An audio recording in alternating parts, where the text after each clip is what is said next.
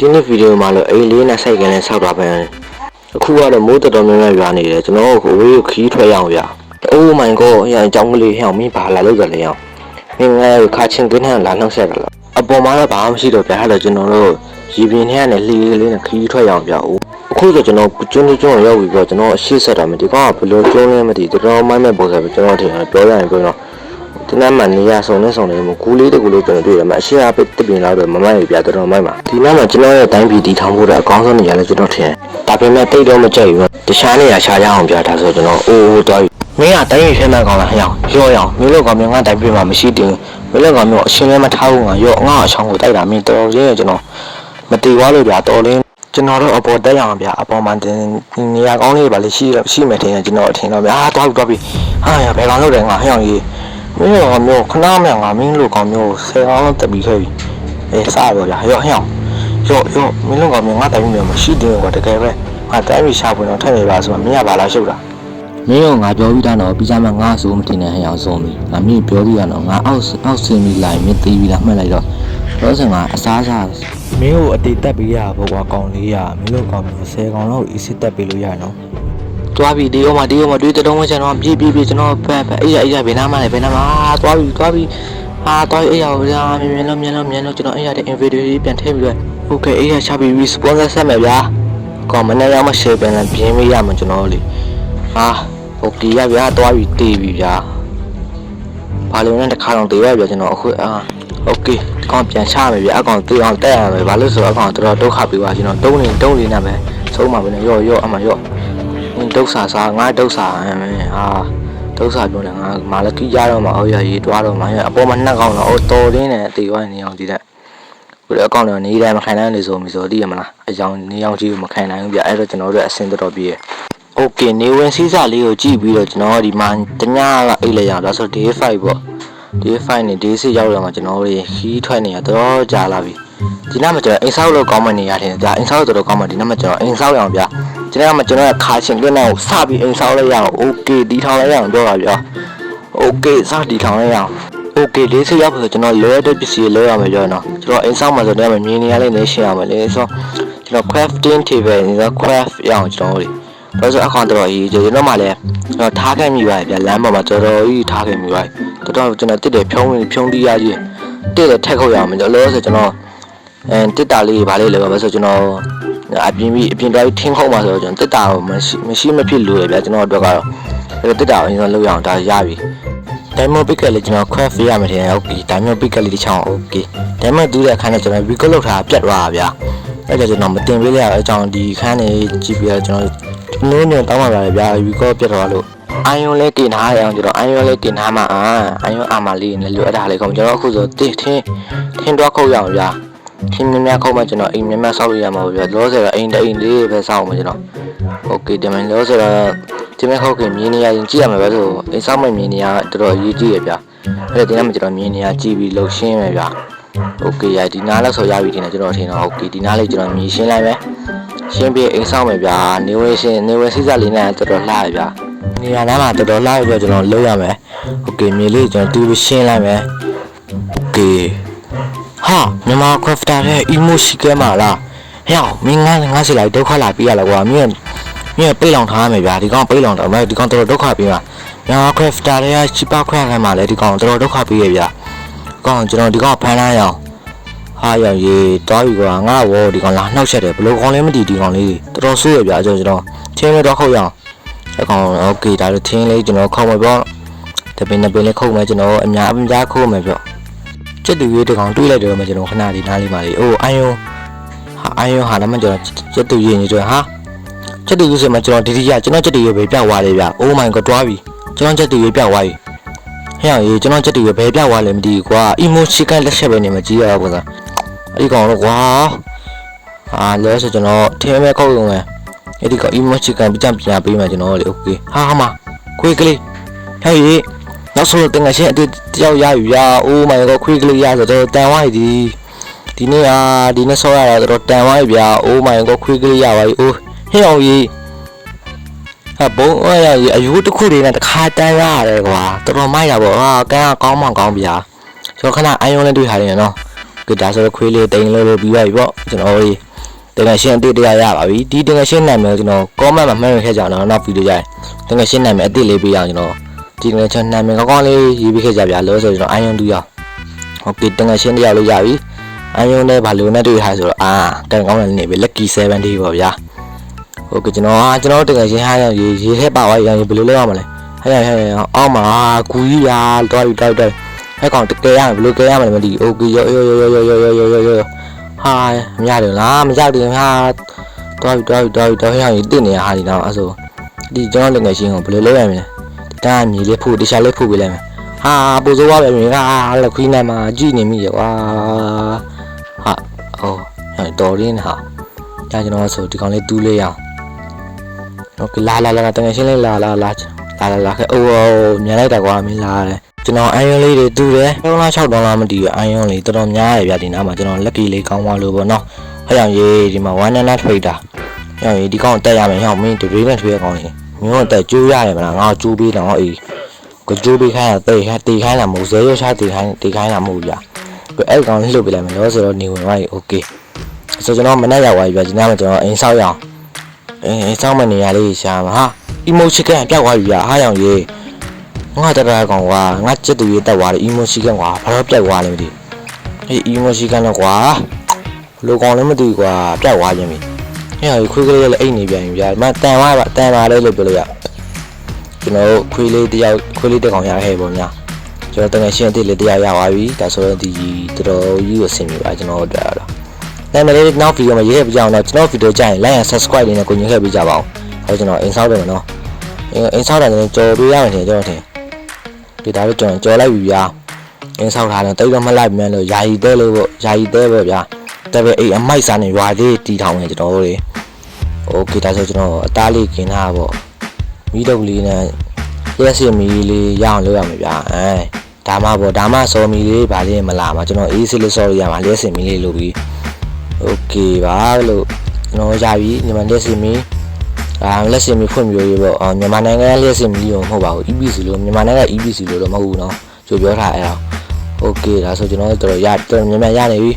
ကျန်နေတဲ့တူးရမယ်ထင်တယ်ကျွန်တော်ဘာဖြစ်ဇော်မီတဲ့ import တက်လို့ရတော့ဆင်းမပြေးဒီနားကြောက်ကျွန်တော်တို့โอเคရပြီဒီမှာကျွန်တော်ဒီနားလေးပဲမြင်လာကျွန်တော်ပြရလေအဲကြောင့်ဒီအပေါ်တက်လို့ရတယ်အဲကြောင့်ကျွန်တော်ညမြင်နေရှင်းရပါကျွန်တော်လောဆိုတကူဘာခွဲဖရမလဲကျွန်တော်မကြည့်ကော်ပြားလေးတစ်ခုခွဲဖလိုက်မယ်ဗျာအဲ့လိုတော့အဆင်ပြေမယ်ထင်တယ်ကျွန်တော်ထင်တော့ဒီနောက်ဟာနေဝင်နေပြကျွန်တော်အဲ့ရတော့အဲ့ရလေးလည်းကျွန်တော်အိမ်ထဲရွှေအောင်ပါအမှန်နဲ့လုံးဆက်လေးကြံနေကျွန်တော်အတွက်ကတော့ဒီတရက်ကတော့ပြီးပါပြီ6ရက်ရောက်သွားပြီပေါ့ဗျာကျွန်တော်ဒီနောက်လေးနည်းနည်းရှင်းလိုက်မယ်ကျွန်တော်နည်းနည်းပပမြန်ထားမယ်ပြောဒီနောက်လေးတော်တော်များများရှင်းလိုက်မယ်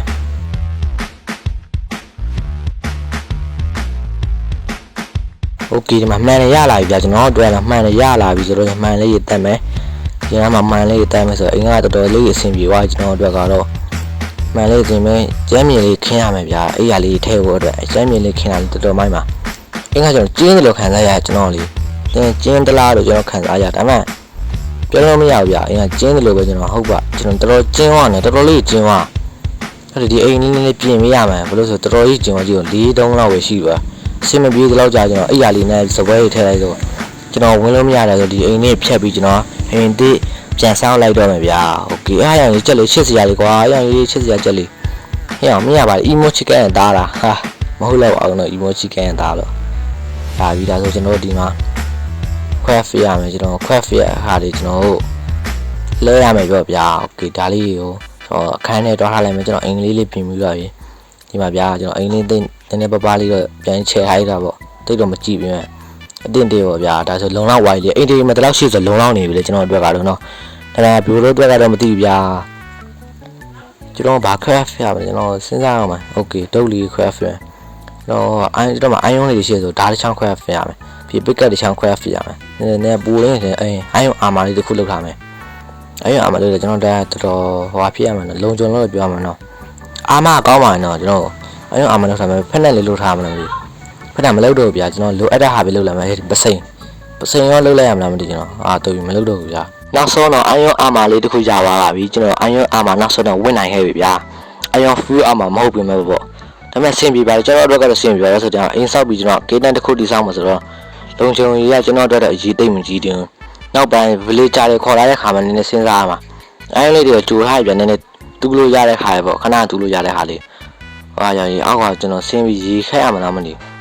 ရေခက်မှဆိုကျွန်တော်ပစ္စည်းကိုဝယ်ရအောင်ပါဗျာမလို့အဲ့တဲ့ပစ္စည်းကျွန်တော်ဝယ်ချလိုက်တော့မင်းအောင်လေးတငယ်ချင်းမင်းဒီတိုင်းမှာထိုင်နေတော့မင်းအိမ်ဆောင်နေတော့မင်း emoji ကလာဖြတ်စီလိမ့်မယ်မင်းအိမ်ဆောင်နေတော့မင်းဒီမဆောက် emoji ကလာဖြတ်တဲ့ခါငါ contact နေအောင်ဝါမင်းရလဲကျွန်တော်တခုလိုနေတယ်လို့ခံစားရဗျာဘာလိုနေလဲကျွန်တော်မသိတခုတော့လိုနေကျွန်တော်တို့ကလေတခုလောက်ရအောင်ဗျာတကားလိုနေရဗျာကျွန်တော်တို့တကားလိုနေရတကားမရှိပဲအိမ်ကမမိုက်တော့ဘူးလीလဲဒါဆိုကျွန်တော်တငယ်ချင်းလဲအိမ်ဆောက်ပြီးတော့ပြီစောင့်နေရဗျအိမ်စောင့်နေရဗျစောက်ပြီးလိုက်မစောင့်နေရတာဆိုကျွန်တော်တို့တော်တော်ကြီးအဆင်ပြေသွားပြီတငယ်ချင်းကောင်းလေးတကောင်ရှိပြီအိမ်လေးကိုစောက်သွားလေးရှိပါပြီโอเคအိမ်စောက်ဖို့လူလေးရှိပါပြီလူလေးရှိရမှာအကောင်ရှိပါဗျာဆိုအဆင်ပြေသွားတော်တော်လေးအဆင်ပြေသွားကျွန်တော်တို့ကတော့ဆိုကျွန်တော်လုံးတင်လေယာဆိုင်ပြေးလို့ရမှာဒီနားမှာလी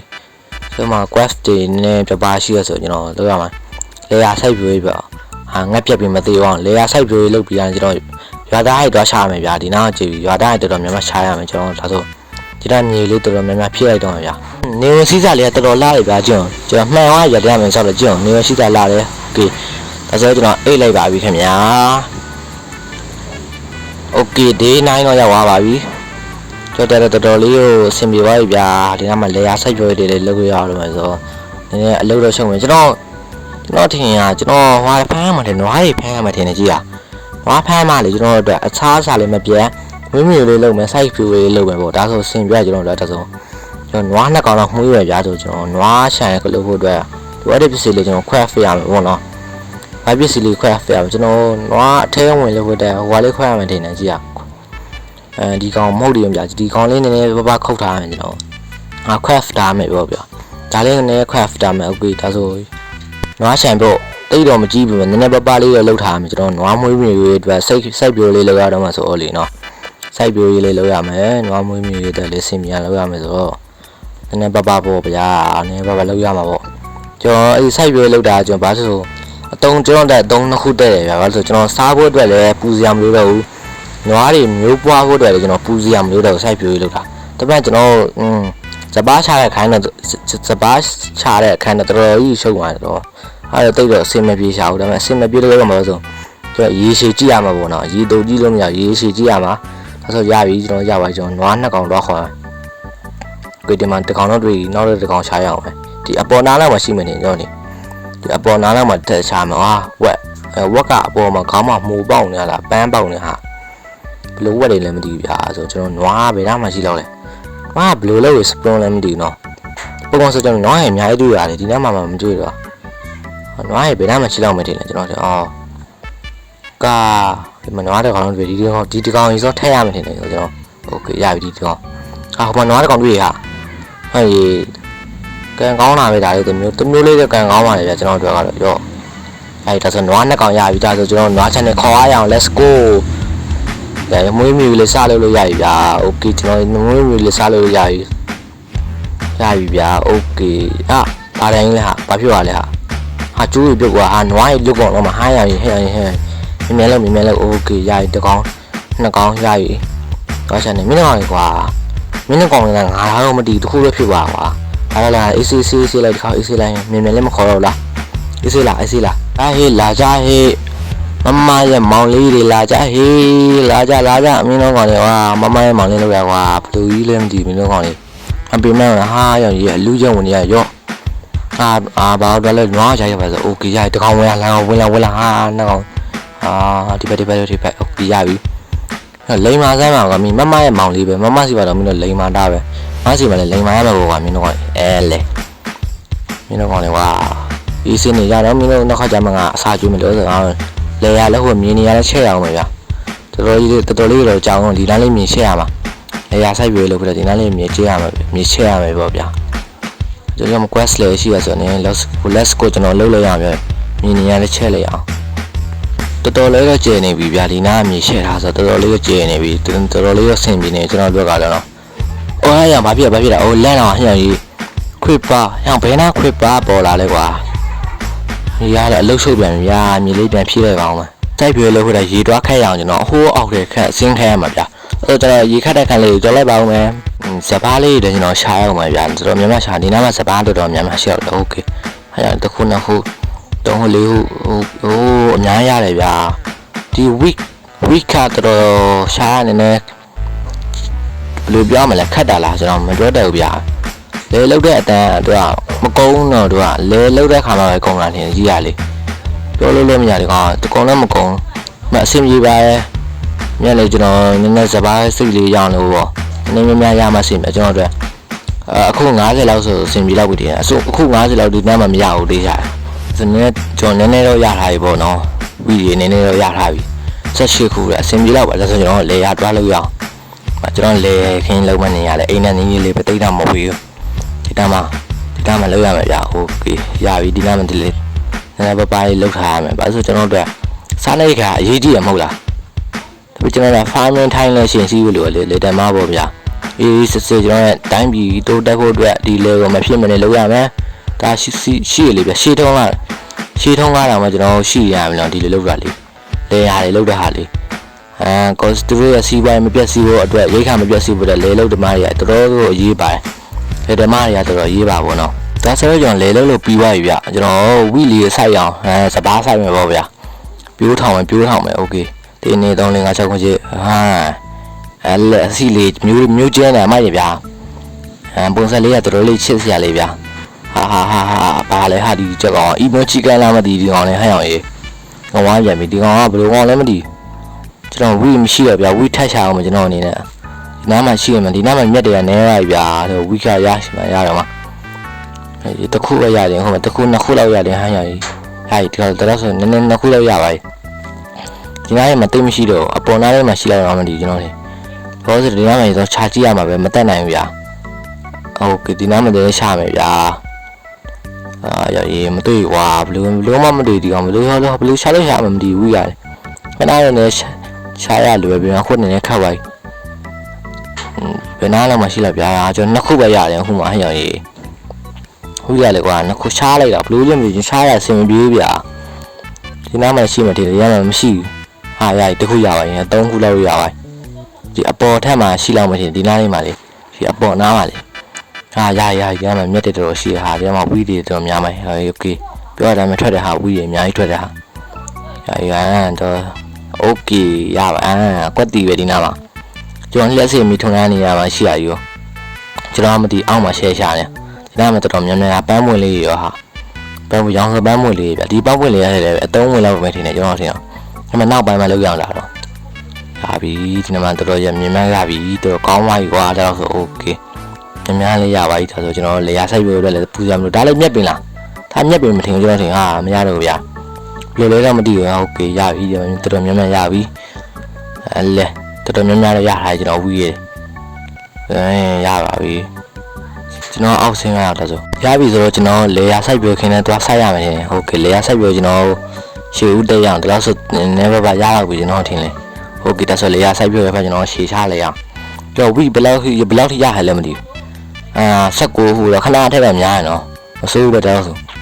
နည်းပါးရကျွန်တော်ထက်တော့မချတော့ကျွန်တော်အနေနဲ့နောက်ဗီဒီယိုမှာပဲရှာရအောင်ဒီကောင်နောက်ဗီဒီယိုကျကျွန်တော်အပြည့်ထားပြီးမယ်ဒီတိုင်းမှာလည်းအပြည့်ထားပြရမယ်โอเคနည်းနည်းပါးဆက်ရအောင်ရောမြင်လိုက်တာတူတော့ခဏစီတော့ဆက်လိုက်ရမှာဒါပေမဲ့တီးတော့ကြံ့ရည်ဘလို့ကောင်းလဲမင်းကဘာလဲမင်းကဘာလဲအီမိုချီကန်လာဘာလဲလာရှုပ်နေတယ်မင်းအီမိုချီကန်ကလုံးကြီးဟောပါမြတ်ဟာဒီနေ့ဗီဒီယိုတလောက်ပါပဲကြည့်ရှုအားပေးတဲ့အားလုံးကြည့်ရှုဒီမှာလည်းကျွန်တော် channel like subscribe လေးနဲ့ကိုညွှန်ဟဲ့ပေးကြပါအောင်ဒီနေ့ဗီဒီယိုမှာကိုရတဲ့ပြီးဆောင်ပါပြောကျွန်တော်တို့ရတော့နော်ကြည့်ရှုတင်ပါတယ်ခင်ဗျာ